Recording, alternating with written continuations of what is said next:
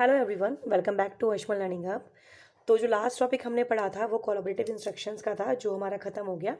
अब नेक्स्ट जो टॉपिक हम स्टार्ट करने जा रहे हैं वो है डिफरेंशिएटिंग इंस्ट्रक्शंस। ठीक है, जैसे ये नाम को या से ही आपको पता चल रहा है, डिफरेंट। डिफरेंट का मतलब अलग।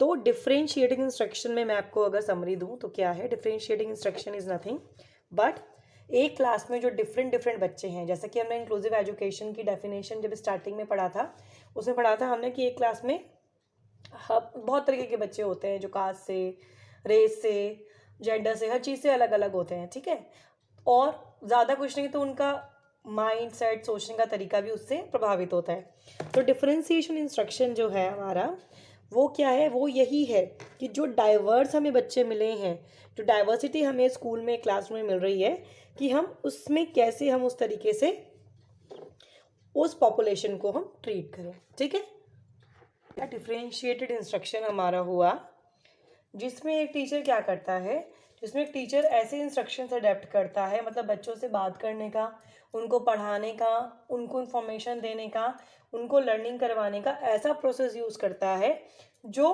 अकॉर्डिंग टू देयर डिफरेंसेस हो। ठीक है, मतलब ऐसा नहीं है कि रैदर देन जो मतलब स्टूडेंट है वो सिर्फ करिकुलम पे ही चलेगा, ऐसा नहीं है। ज़रूर टीचर को क्या करना चाहिए, टीचर को जो करिकुलम है उसको पढ़ाने का तरीका अपना मॉडिफाई करना चाहिए, ताकि वो स्टूडेंट्स की डिफरेंट नीड्स से, डिफरेंट उनके जो इंटरेस्ट हैं, ठीक है, उनकी जो लर्निंग प्रेफरेंसेस हैं, उसके अकॉर्डिंग वो काम कर सके। इसलिए टीचर को प्रोएक्टिवली प्लान बनाना चाहिए कि वो किस तरीके से, प्रोएक्टिवली का मतलब उसको पहले से ही प्लान बनाना चाहिए कि वो किस तरीके से बच्चों को अपने पढ़ा सकता है, क्योंकि टीचर को अपने स्टूडेंट के बारे में अच्छे से पता होता है कि उसके कौन सा बच्चा कैसे है, किस तरीके से उसकी लर्निंग कैपेसिटी है ना। तो उसके अकॉर्डिंग टीचर को अपना लर्निंग प्रोसेस बनाना चाहिए, यानी कि प्लानिंग करनी चाहिए। ठीक है, अब एक बार पढ़ लेते हैं इसमें भी क्या लिखा है। Without the supporting pedagogy, inclusion in diverse standards based classrooms could not be successful. ठीक है, मतलब यानी कि अगर हम सिर्फ स्टैंडर्ड क्लासरूम के उसमें जाते हैं और विदाउट दी सपोर्टिंग पैडागॉगी, जो इंक्लूजन है यानी कि जो डाइवर्स नीड्स हैं बच्चों की, वो हम इजीली नहीं सेटिस्फाई कर सकते। बहुत मुश्किल काम होता है कि हर क्लास में अगर 100 तरीके के बच्चे हैं तो उन 100 तरीके के बच्चों को उसी तरीके से ट्रीट करना। ठीक है, differentiated instruction is an example of a supporting instruction approach. तो डिफरेंशिएशन इंस्ट्रक्शन एक अप्रोच है that embraces the needs of academically diverse populations of students। जो बच्चों की जो डाइवर्स नीड्स हैं, जो उनकी क्लास में बच्चे हैं जिनकी डिफरेंट डिफरेंट जो नीड्स हैं, जो डाइवर्स नीड्स हैं, उनको वो पूरा कर सके। In particular students who are gifted और हु हैव डिसेबिलिटीज़, और साथ ही साथ जो बच्चे हमारे गिफ्टेड हैं और जिनको डिसेबिलिटीज़ है, उनकी भी नीड्स को हम क्या करें, मीट कर सके। तो डिफरेंशिएटेड इंस्ट्रक्शन, जैसे ही मैंने फर्स्ट उसमें ही बताया था, आपको नाम से ही पता लग रहा है कि बच्चों की डिफरेंट डिफरेंट नीड्स को, डिफरेंट डिफरेंट इंस्ट्रक्शंस को, उनके लर्निंग प्रेफरेंसेस को टैकल करना। Differentiated instruction has been identified as an affective teaching method that can address issue for a variety of students, यानी कि ऐसे टीचिंग मेथड जो अफेक्टिवली हम यूज़ कर सकें। ठीक है, this educational method is based on the premise that all learners are different, और ये बेसिकली इस बात पे डिपेंड करता है कि जो सारे लर्नर्स हैं वो डिफरेंट हैं। ठीक है, that learning requires a connection of students own abilities and interest, और जो लर्निंग का जो उनका कनेक्शन है वो डायरेक्टली उनके एबिलिटी और इंटरेस्ट से है। And the lesson planning requires providing students with the type of instruction that can address there needs and the education objective simultaneously. मतलब कि जो हमें लेसन प्लान टीचर को बनाना चाहिए वो according to the different needs of the students बनाना चाहिए। ठीक है, नेक्स्ट आ जाइए। कुछ इसमें डेफिनेशंस गिवन है, देख लेते हैं इनको।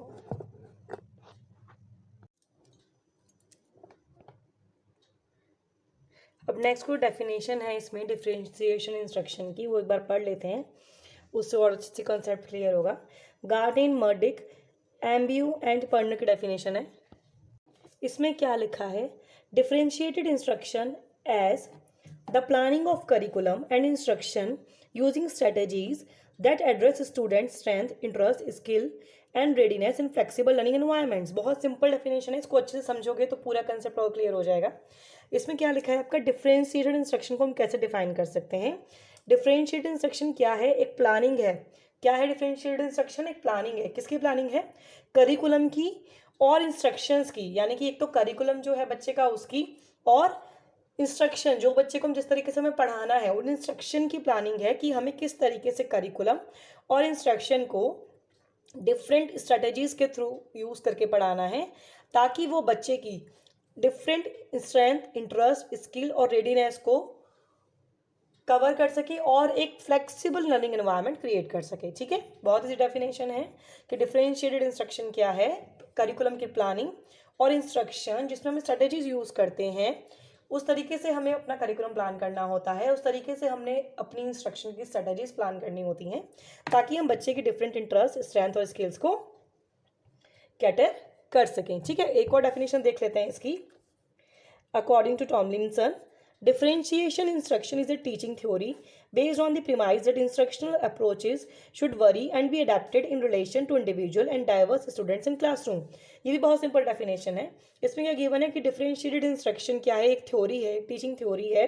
ठीक है, जो इस बात पे डिपेंड करती है कि जो इंस्ट्रक्शनल अप्रोच है, यानी कि जो हमारे बच्चों को इंस्ट्रक्शंस देने का, पढ़ाने का तरीका है, वो शुड वरी, डिफरेंट होना चाहिए, एंड बी अडेप्टेड, और चेंजिंग होना चाहिए, चेंजेस के अकॉर्डिंग ढलने वाला होना चाहिए, in relation to the individual and diverse students in classroom, according to the individual और टू डाइवर्स हमारे स्टूडेंट्स क्लासरूम में प्रेजेंट हैं। ठीक है, उसके अकॉर्डिंग क्या होना चाहिए, डिफरेंट होना चाहिए। तो ये डिफरेंशिएशन इंस्ट्रक्शन था, बहुत ईजी है कि बच्चों की अलग अलग नीड के अकॉर्डिंग हमें एक टीचर को अपना करिकुलम प्लान करना चाहिए, इस तरीके से स्ट्रेटेजी बनानी चाहिए कि वो ज़्यादा से ज़्यादा बच्चों की नीड्स को कवर अप कर सके। राइट, नेक्स्ट टॉपिक आता है इसमें हमारा कैरेक्टरिस्टिक्स ऑफ डिफरेंशिएटेड इंस्ट्रक्शन। तो फर्स्ट कैरेक्टरिस्टिक्स आता है डिफरेंशिएटेड इंस्ट्रक्शन का, इट्स एन इंस्ट्रक्शनल प्रोसेस। तो जैसा हमें पता है कि डिफरेंशिएटेड इंस्ट्रक्शन क्या है, एक इंस्ट्रक्शनल प्रोसेस है जो बेसिकली क्या करता है, उसके अंदर एक ऐसा इतना पोटेंशियल है जो लर्निंग प्रोसेस को पॉजिटिवली इम्पैक्ट करता है, और जिससे हम वाइड रेंज ऑफ स्टूडेंट्स को एक ही बार में कवर अप कर सकते हैं। ठीक है, तो डिफरेंशिएटेड इंस्ट्रक्शन का नेक्स्ट पॉइंट देखते हैं क्या है कैरेक्टरिस्टिक्स का। Differentiated instruction is a responsive teaching. Differentiated instruction is teaching with the child in mind rather than adopting a standardized approach to teaching and learning that seems to presume that all students of a given age are at the exact same place academically।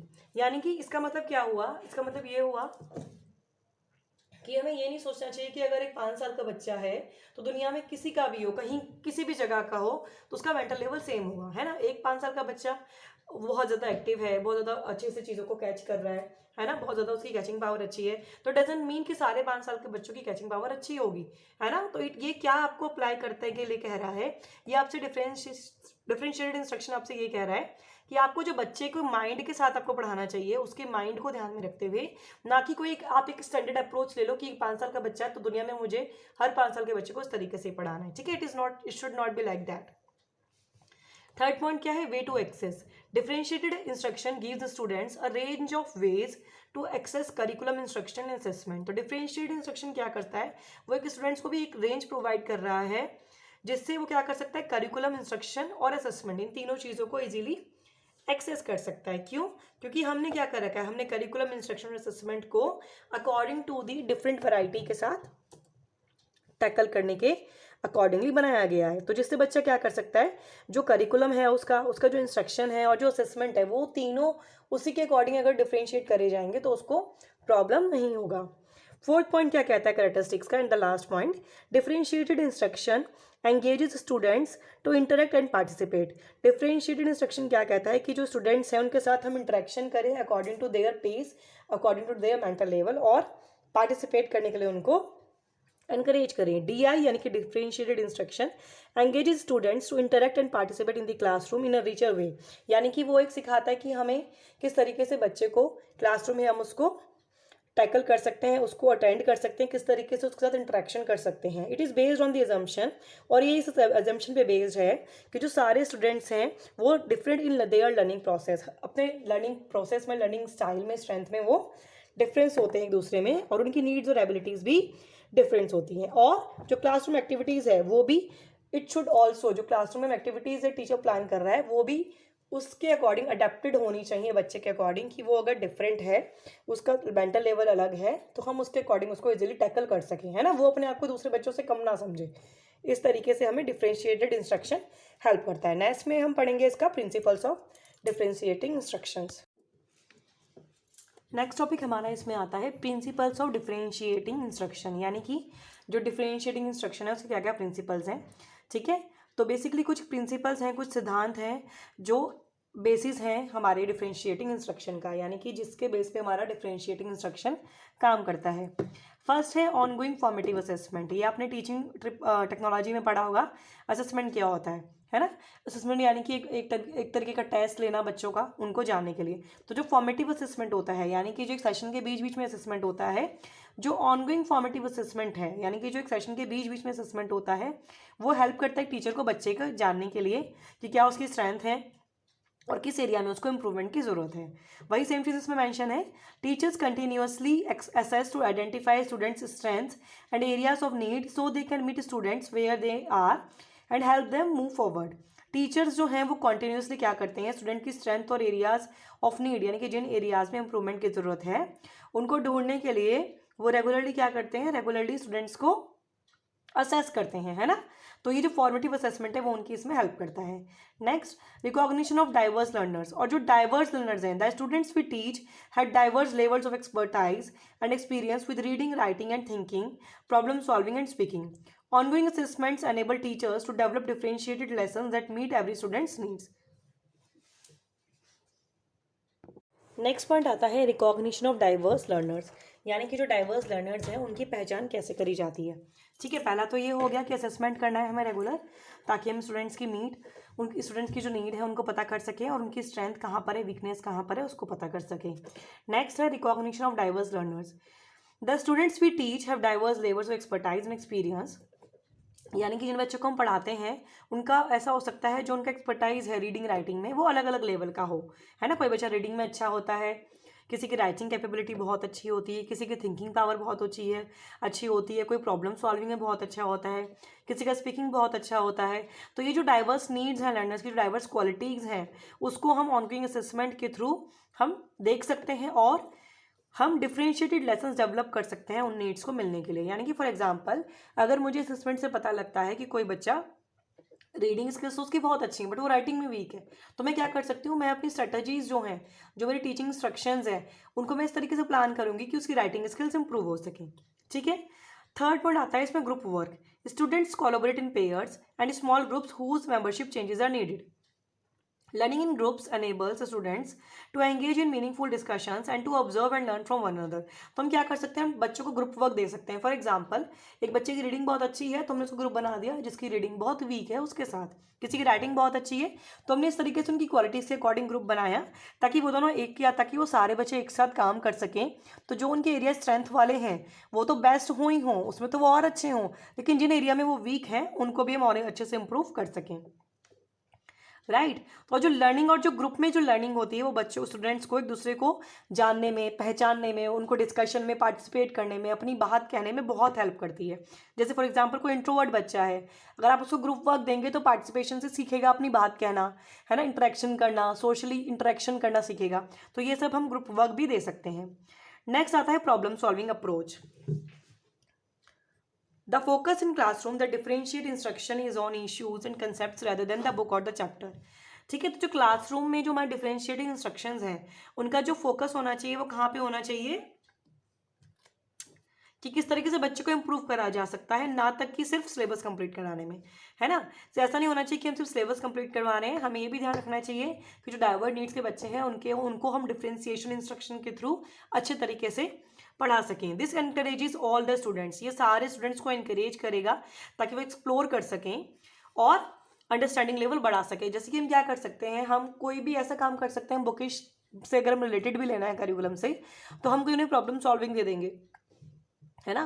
जैसे for example drawing आप पढ़ाते हो तो आप उनको puzzle form में drawing दे दोगे, तो उससे क्या होगा, उनकी स्किल्स इंप्रूव होंगी। कोई उनको प्रॉब्लम सॉल्विंग का क्वेश्चन दे सकते हैं नेक्स्ट पॉइंट आता है इसमें, जो लास्ट पॉइंट है, चॉइस। चॉइस का मतलब क्या है इसमें कि टीचर्स जो होते हैं वो स्टूडेंट्स को ऑप्शंस देते हैं रीडिंग और राइटिंग एक्सपीरियंसेस में, यानी कि वो उनको जो असाइनमेंट्स देते हैं उसको वो उनमें ऑप्शंस देंगे कि आपको ये असाइनमेंट करना है, ये असाइनमेंट करना है, ठीक है।